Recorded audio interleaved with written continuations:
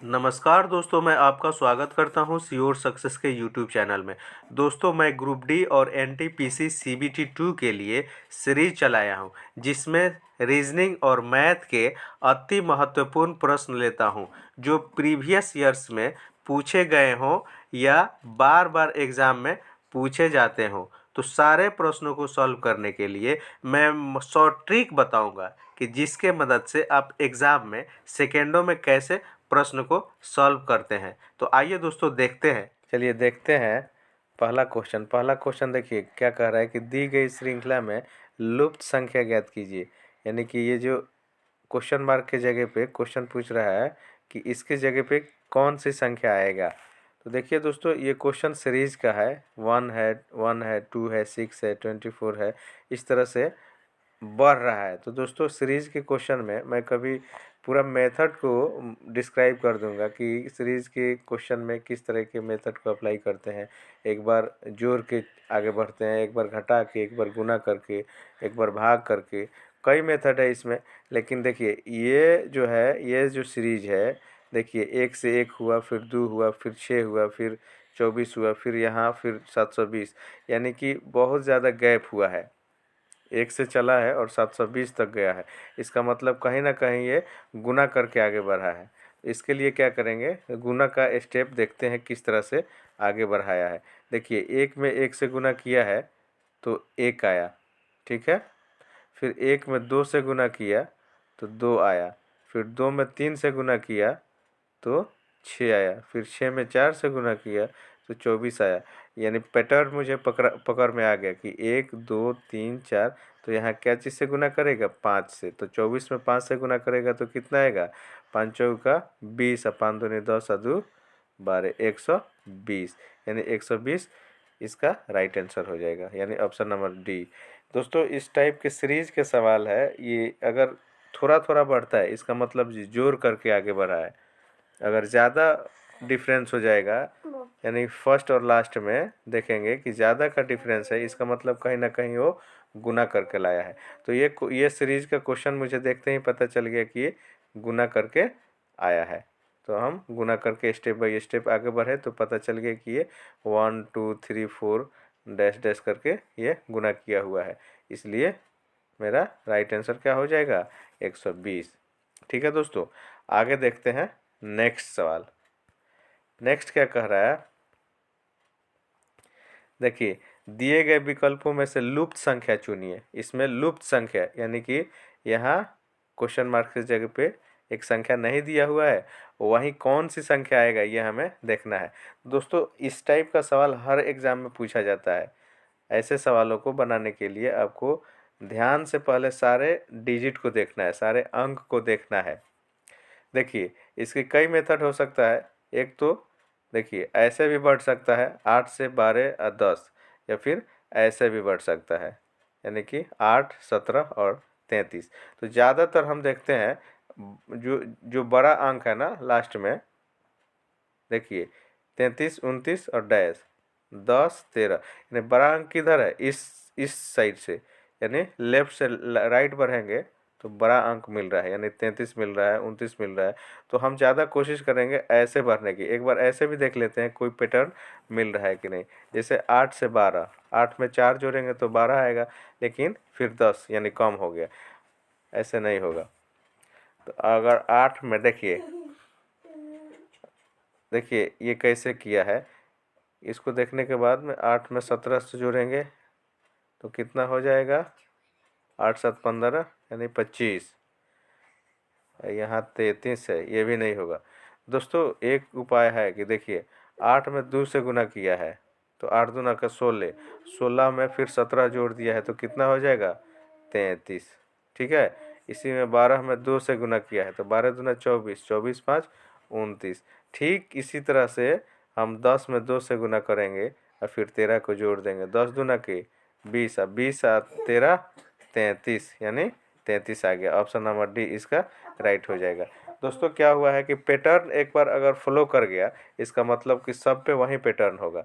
इसमें क्या किया है, पहले अंक में 2 से गुना किया है, उसके बाद में दूसरा अंक को जोड़ दिया है, आ गया है 33।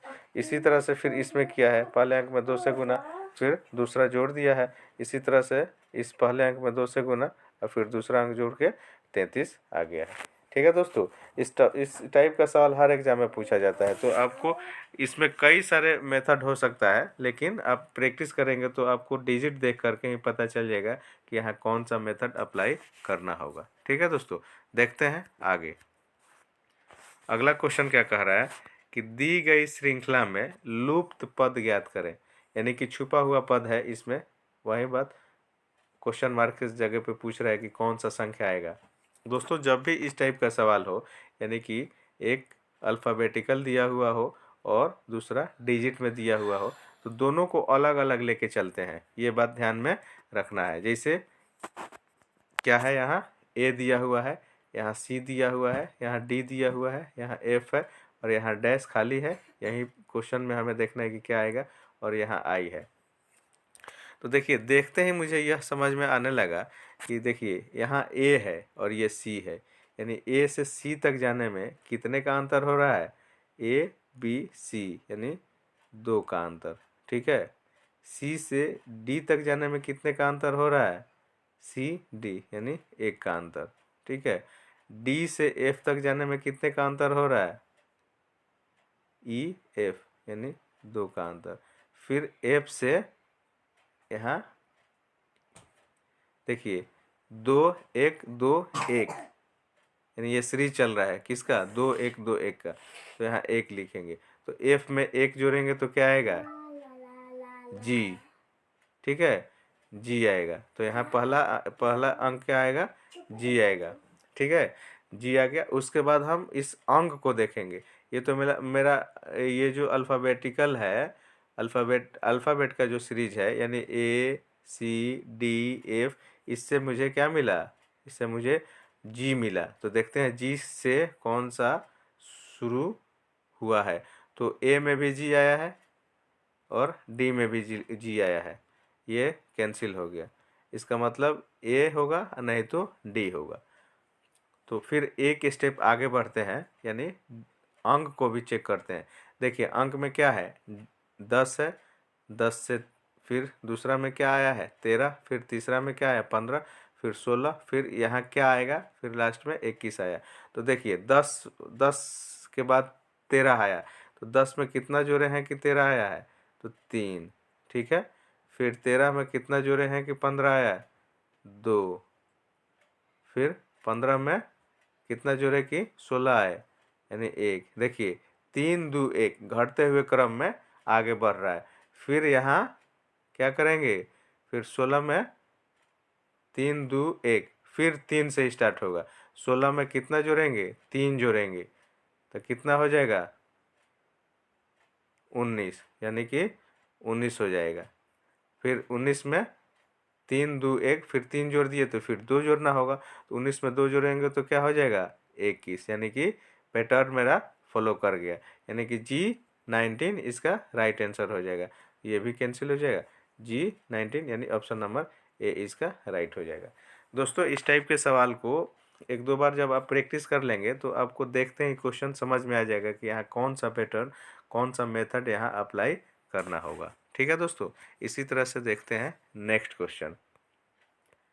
मैं जो भी सवाल लिया हूँ दोस्तों, ये वेरी इंपॉर्टेंट सवाल है। आप 2-3 बार आप इसको प्रैक्टिस में बना लें, फिर आप आसानी से ऐसे सवालों को एग्ज़ाम में बना सकते हैं। देखिए अगला क्वेश्चन क्या है कि यदि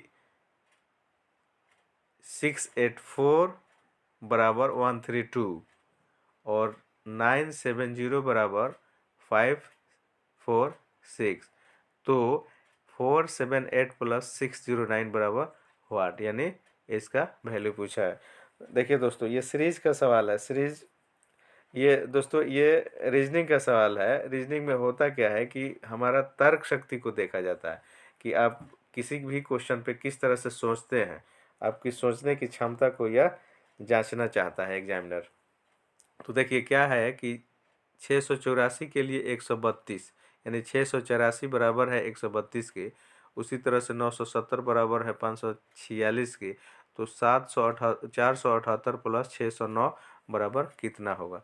तो देखिए क्वेश्चन देखने से ये इसमें कई स्टेप इसमें कई मेथड अप्लाई हो सकता है। देखिए जैसे 684 एक बार लिखते हैं 684 और क्या घटाएं कि 132 आ जाए, ये भी हो सकता है। तो इसको हमें पूरा को नहीं घटाना है। जैसे ये लास्ट का 4 है और ये लास्ट का 2 है, तो 4 में से 2 गया का 2, 4 में से 2 गया 2। ठीक इसी तरह से देखते हैं इसके लास्ट का 0 है, तो ये हो जाएगा 10, 10 में से 6 गया 4, यानी कि ये 2 और 4 बराबर नहीं है। इसका मतलब ये जो हम मेथड सोच रहे हैं ये अप्लाई नहीं होगा। अगला देखते हैं, तो अप्लाई कौन सा मेथड अप्लाई यहाँ होगा। देखिए 684 यानी 684 के बराबर है 132 के, 970 बराबर है 546 के, तो 478 प्लस 609 बराबर हुआ 8। देखिए मुझे देखने से समझ में आ गया कि यहाँ कौन सा मेथड अप्लाई हुआ है। देखिए ये डिजिट को कोड डिजिट से किया है। जैसे यहाँ देखिए 684 बराबर इतना, 970 बराबर इतना, तो 478 प्लस 609 बराबर 8। देखिए 4 के लिए क्या कोड किया है, 4 के लिए कोड किया है 2, तो हम 4 के जगह पे 2 लिख सकते हैं। ठीक है, उसी तरह से 7 के जगह क्या कोड किया है, 7 का 4, तो हम क्या लिख सकते हैं 4। और 8 को क्या चीज़ से कोड किया है 3 से, तो यहाँ 3 लिख सकते हैं। उसी तरह से प्लस का मतलब प्लस, यानी 6 को क्या चीज़ से कोड किया है 6 बराबर 1 से।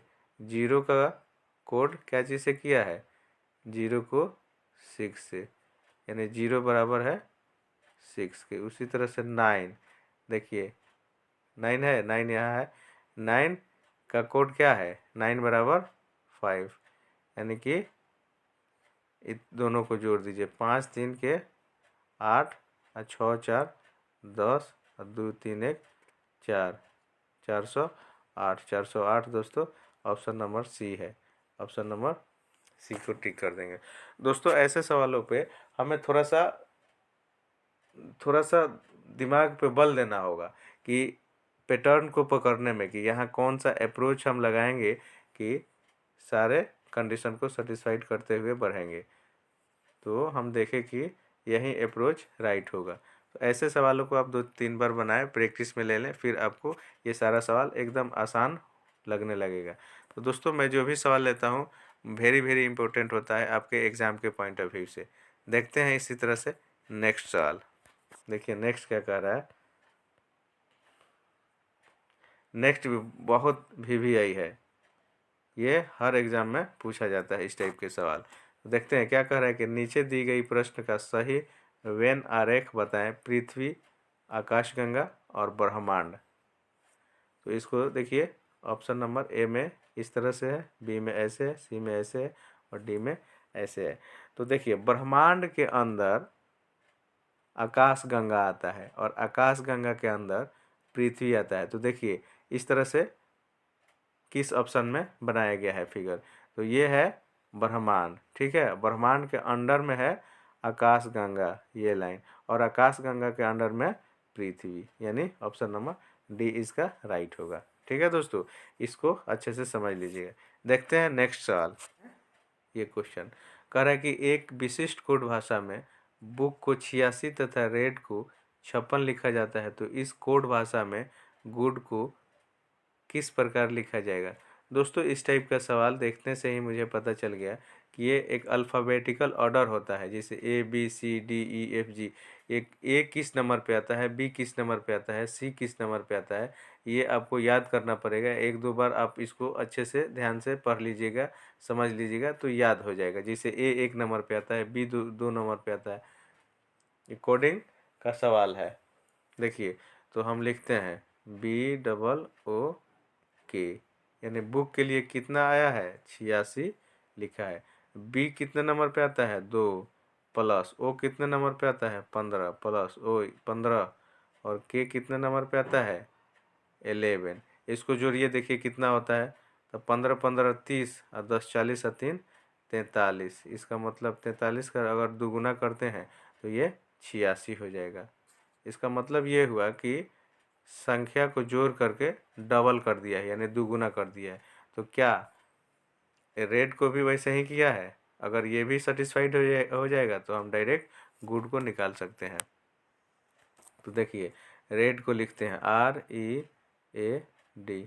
रेड आर कितने नंबर पे आता है? आर 18 नंबर पे आता है। आपको याद करना पड़ेगा ये।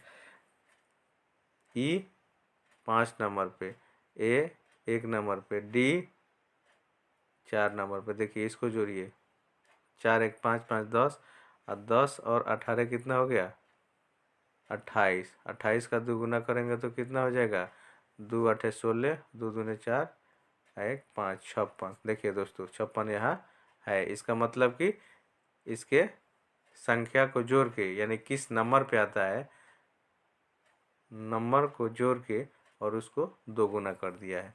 तो चलिए इसको हम जोड़ते हैं। जैसे GOOD।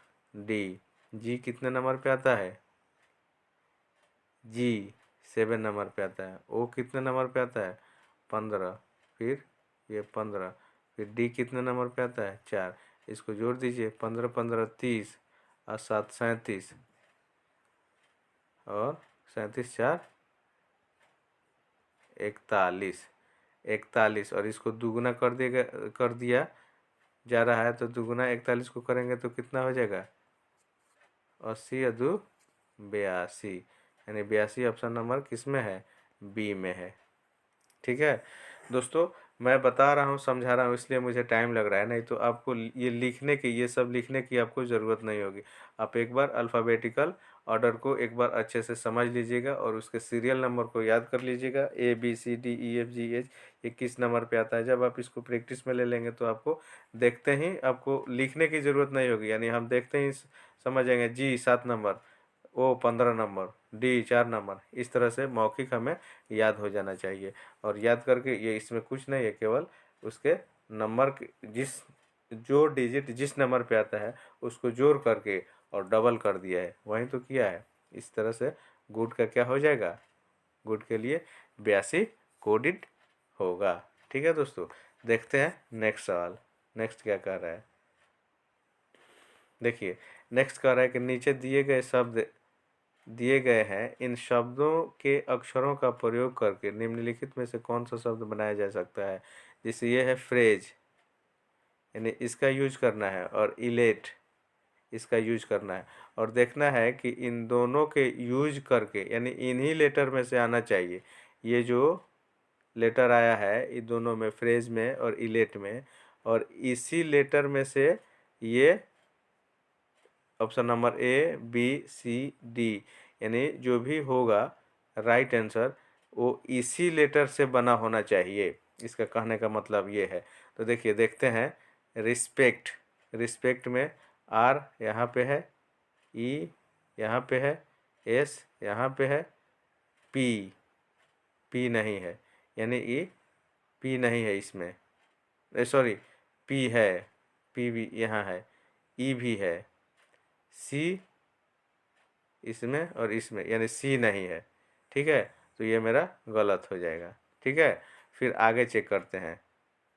पेस्ट्री में तो P है, ठीक है, A है, S भी यहाँ है, T भी है, R भी है, Y नहीं है। ये इसका मतलब ये भी गलत हो गया। अब देखते हैं। A इसमें है, S है, P है, H ये भी है, A ये भी है, L इसमें है, T है। इसका मतलब राइट आंसर इसका ऑप्शन नंबर C होगा। यानी ऑप्शन नंबर C में जो भी लेटर आया है वो ऊपर यानी फ्रेज और इलेट इन्हीं लेटर से ये मिलकर ये बना है। ठीक है, तो इसका राइट आंसर C होगा। इसको आप अच्छे से एक बार दो बार देख लीजिएगा, समझ लीजिएगा, तो आसानी से ऐसे सवालों को आप बना सकते हैं। दोस्तों अगर यह मेरा वीडियो आपको पसंद आया तो लाइक करें, सब्सक्राइब करें और अपने दोस्तों में शेयर करें। साथ ही साथ बेल आइकन को दबा दें ताकि इस तरह का वीडियो आपको सबसे पहले पहुंचे। थैंक यू दोस्तों।